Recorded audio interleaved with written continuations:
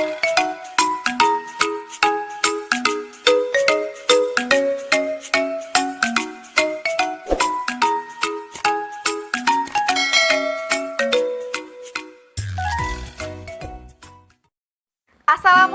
warahmatullahi wabarakatuh. Halo anak-anak, bagaimana kabar kalian hari ini? Mudah-mudahan kalian selalu sehat dan tetap semangat belajar ya. Pada video kali ini berjumpa lagi dengan Bu Mida. Kita akan membahas materi untuk bab 7 yaitu berkorespondensi dengan surat pribadi dan surat dinas. Sebelumnya, apakah kalian sudah mengetahui apa itu surat pribadi dan surat dinas? Nah, untuk mengetahui kedua surat tersebut, kalian harus menyimak video ini sampai selesai ya. Tapi sebelumnya, kalian harus memahami terlebih dahulu KD atau kompetensi dasar yang harus kalian capai pada pembelajaran kali ini. KD yang pertama, 3.13. Mengidentifikasi informasi, kabar, keperluan, permintaan atau permohonan dari surat pribadi dan surat dinas yang dibaca dan didengar. KD 4.13 menyimpulkan isi kabar, keperluan, permintaan atau permohonan surat pribadi dan surat dinas yang dibaca atau didengar. KD 3.14 menelaah unsur-unsur dan kebahasaan dari surat pribadi dan surat dinas yang dibaca atau didengar. KD 4.14 menulis surat pribadi dan surat dinas untuk kepentingan resmi dengan memperhatikan struktur teks, kebahasaan, dan isi. Oke anak-anak, sekarang kita baca surat berikut ini ya. Pelalawan 29 November 2015. Bapak Presiden yang terhormat. Bapak, saya siswa kelas 4 SD Negeri Kuala Pandu. Saya tinggal di desa Kuala Pandu. Sudah 1 minggu, saya dan beberapa teman lain tidak bersekolah karena sakit. Kami sakit karena menghirup udara yang berasap. Dada kami sesak ketika bernafas. Mata kami perih ketika terbuka. Rasanya sangat tidak nyaman. Bapak, sebentar lagi kami harus ujian akhir semester. Kami harus masuk sekolah untuk belajar dan ujian. Kami tidak bisa sungguh-sungguh belajar dan ujian karena asap tebal di kelas. Bapak, tolong kami segera. Kami ingin tumbuh dan belajar seperti anak-anak di kota lain. Kami belajar dan menjadi sukses seperti Bapak. Kami ingin belajar dengan menghirup udara bersih tanpa asap. Farha Astina, Pelalawan, Riau. Nah anak-anak, bagaimana ketika kalian sudah membaca surat tadi? Surat untuk Bapak Presiden tadi adalah salah satu contoh dari surat pribadi karena ditulis secara pribadi untuk mengajukan sebuah permohonan. Permohonan kepada Bapak Presiden bahwa anak-anak di kota Riau ingin belajar seperti biasa ketika mereka sebelum menghirup asap. Jadi, surat pribadi adalah bentuk komunikasi interaktif antara orang pertama sebagai pengirim dan orang kedua sebagai penerima yang digunakan sebagai kepentingan pribadi. Isi surat pribadi berkaitan dengan masalah pribadi untuk menanyakan kabar, keperluan pribadi, dan tujuan komunikasi yang lain. Nah, lalu apa saja tujuan surat pribadi? Yang pertama, surat pribadi bisa digunakan untuk mengundang seseorang. Bisa juga digunakan untuk mengajukan permohonan atau meminta penjelasan, untuk menjawab undangan, untuk menerima ataupun menolak, untuk memohon maaf, untuk mengucapkan sesuatu hal baik kepada seseorang. Bisa digunakan juga untuk menulis surat simpati atas musibah yang menimpa seseorang. Dan yang terakhir bisa juga digunakan untuk mengucapkan terima kasih kepada seseorang. Bagaimana? Sudah paham belum?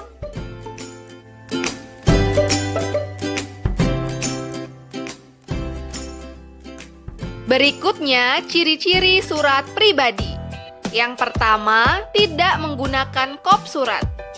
Tidak menggunakan nomor surat. Pilihan kata sapaan bersifat pribadi, kata emotif, dan ekspresif. Bahasa surat pribadi tidak formal, tetapi tetap santun ya. Pilihan ragam bahasa bergantung siapa penerima surat. Jadi, jika penerima surat adalah orang lebih tua dari kita, maka kita menggunakan bahasa yang baik ya.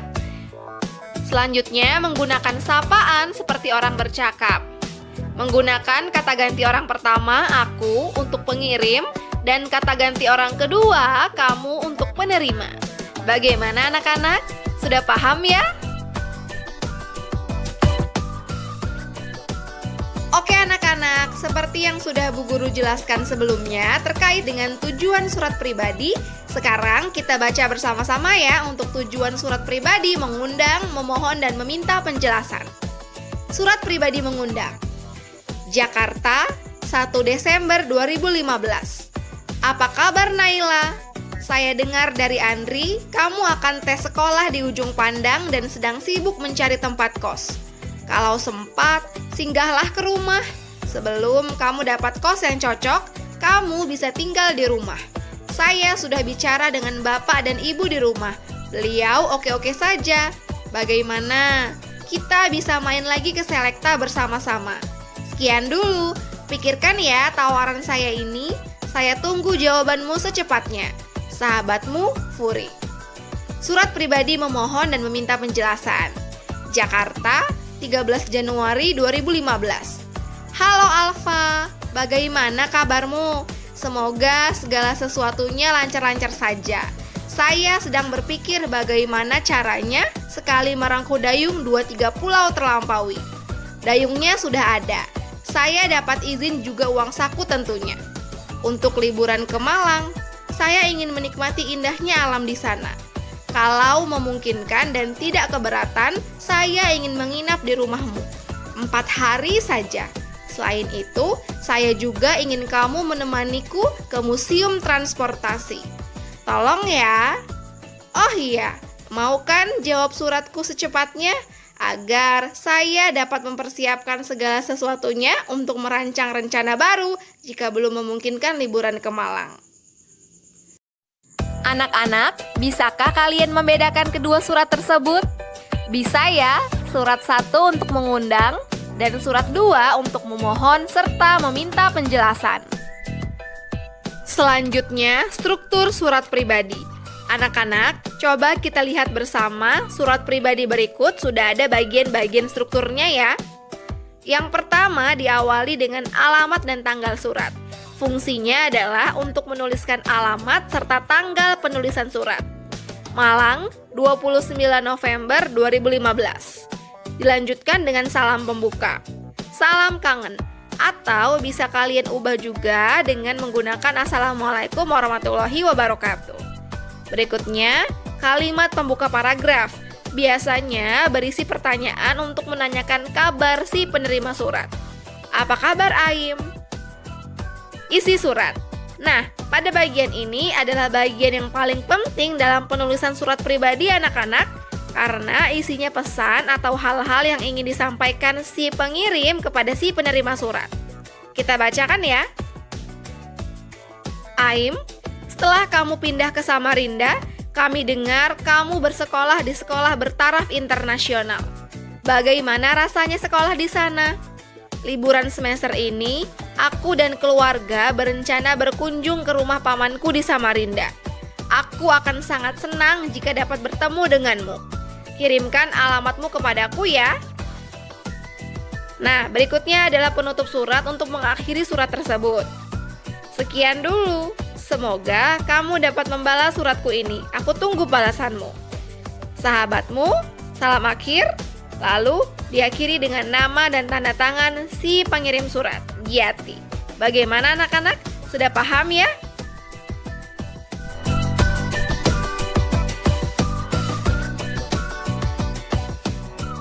Nah anak-anak, jika tadi kita sudah membahas tentang surat pribadi yang digunakan untuk bertukar pesan antara teman, keluarga, atau kerabat dengan menggunakan bahasa yang santai tetapi tetap sopan, sekarang kita akan membahas surat dengan menggunakan bahasa yang resmi atau formal, yaitu surat dinas. Surat dinas adalah surat yang ditulis dalam situasi formal dan untuk kepentingan formal. Tujuan menulis surat dinas adalah sebagai bentuk komunikasi secara tertulis dengan topik yang berkaitan dengan kedinasan. Lalu, siapa saja ya yang dapat mengirim surat dinas? Nah, yang pertama bisa pribadi atau atas nama suatu lembaga pemerintahan, perusahaan, organisasi yang ditujukan kepada lembaga. Yang kedua, ditulis oleh instansi kepada instansi lain atau individu. Dan seseorang atas nama individu tidak boleh menulis surat dinas, karena surat dinas disertai dengan kepala surat atau nomor surat.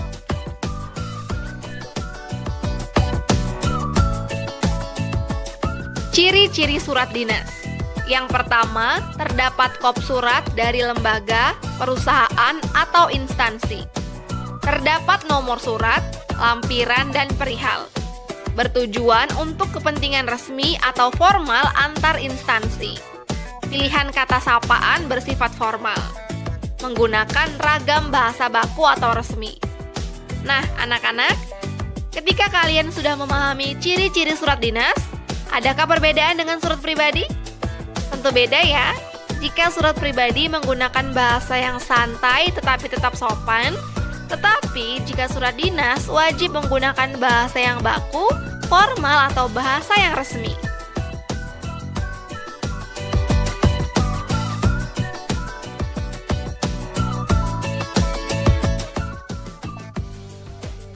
Oke anak-anak, sekarang kita lihat untuk struktur surat dinas ya.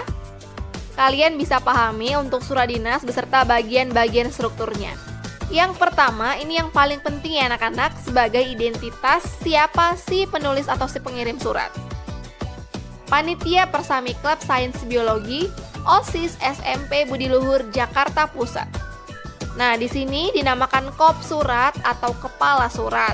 Biasanya diisi dengan nama lembaga atau nama suatu instansi. Yang kedua, nomor 05-K-PKSB. Lampiran satu berkas perihal permohonan izin. Nah, di sini disebutkan tanggalnya 9 Mei 2015. Jadi, pada bagian ini terdapat nomor dan tanggal, jumlah lampiran berisi inti atau tujuan surat. Yang ketiga yang paling penting adalah alamat untuk si penerima surat. Yang terhormat, Kepala Kuarcap Jakarta Pusat di Jakarta. Ini alamat untuk si penerima surat ya anak-anak. Jadi, si pengirim surat harus tahu dulu nih, siapa orang yang akan dituju untuk pengiriman surat tersebut. Dan diawali dengan salam pembuka, dengan hormat. Nah, kita akan masuk pada bagian isi surat. Pada bagian isi surat, diawali dengan paragraf pembuka. Dalam upaya untuk lebih mengenal kawasan lingkungan pantai dan membantu kegiatan pelestarian lingkungan, Klub Sains Biologi OSIS SMP Mutiara 1 bermaksud mengadakan kegiatan perkemahan Sabtu dan Minggu di kawasan Pantai Marunda pada tanggal 4-5 Juni 2015. Nah, anak-anak, pada bagian ini adalah sebagai paragraf pembuka ya. Jadi, si pengirim surat menyampaikan maksud atau tujuan mengapa dia mengirimkan surat kepada orang tersebut atau kepada instansi tersebut. Selanjutnya, hal yang paling penting adalah inti surat. Kegiatan utama Persami adalah pencatatan dan pendokumentasian tumbuhan dan hewan yang hidup di kawasan tersebut secara terbatas. Untuk itu, kami mohon bantuan Bapak untuk dapat meminjamkan 3 tenda besar kepada kami. Kami mematuhi semua persyaratan yang ditentukan oleh pihak Kuarcap dalam hal peminjaman tenda. Sebagai bahan pertimbangan, kami lampirkan proposal kegiatan.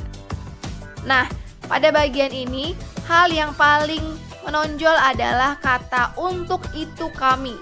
Pada kata "untuk itu" ini adalah sebagai ungkapan bahwa menyampaikan tujuan peminjaman tenda tersebut untuk apa. Seperti itu ya anak-anak. Berikutnya, paragraf penutup. Pada bagian ini berisi permohonan agar si penerima surat menyetujui hal-hal yang disampaikan oleh si pengirim surat. Lalu diakhiri dengan ucapan terima kasih. Atas perhatian dan dikabulkannya permohonan ini, kami mengucapkan banyak terima kasih. Salam penutup, Hormat kami, Ketua Panitia, tanda tangan Sofia Nazila, ini si pembuat surat.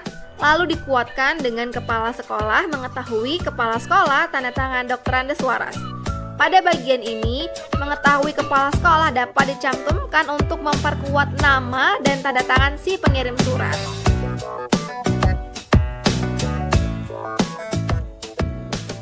Anak-anak, setelah kalian memahami surat pribadi dan surat dinas, sekarang kita akan coba temukan perbedaan surat pribadi dan surat dinas ya.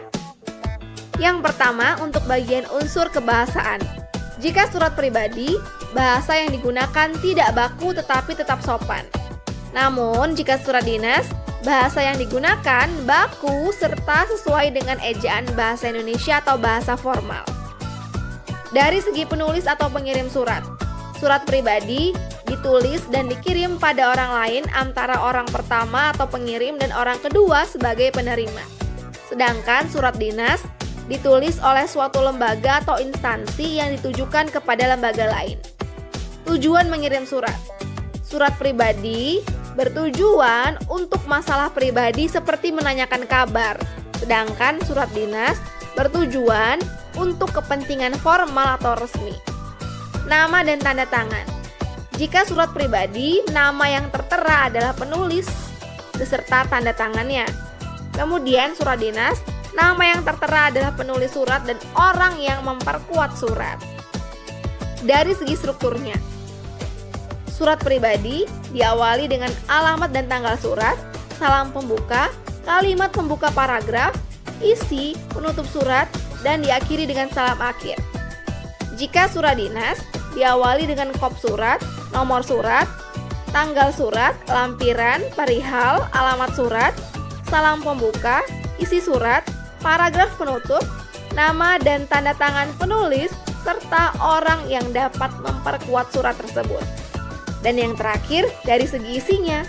Jika surat pribadi berisi masalah pribadi antara orang yang satu dengan orang yang lainnya. Sedangkan surat dinas berisi untuk kepentingan resmi, formal, atau antar instansi. Sudah jelas ya anak-anak?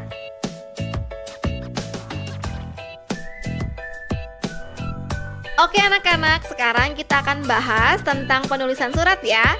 Ini hal-hal yang paling sering kalian lakukan, yaitu kesalahan dalam penulisan surat. Sekarang kita simak bersama-sama ya.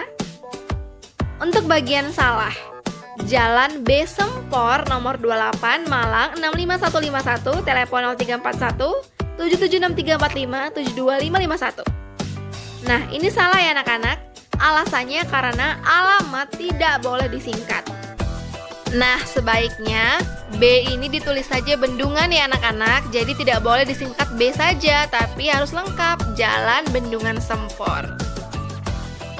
Lalu penanggalan surat 4 Juni strip 15 4 strip 6 strip 2025.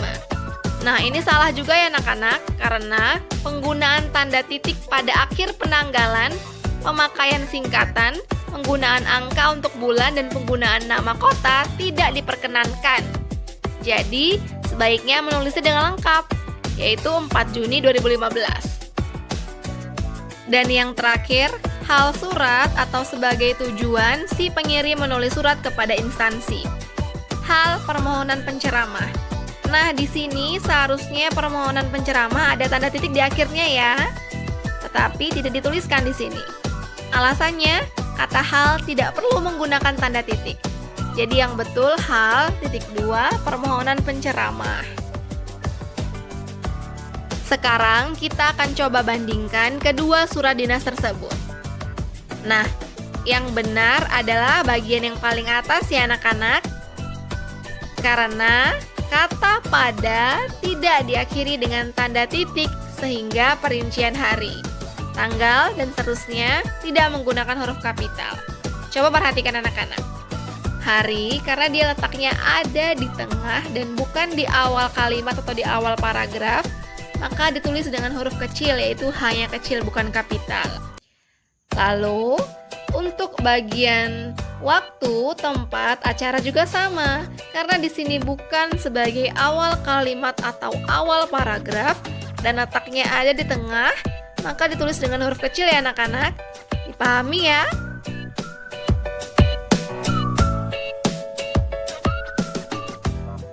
Oke anak-anak, kita sudah sampai di penghujung pembelajaran.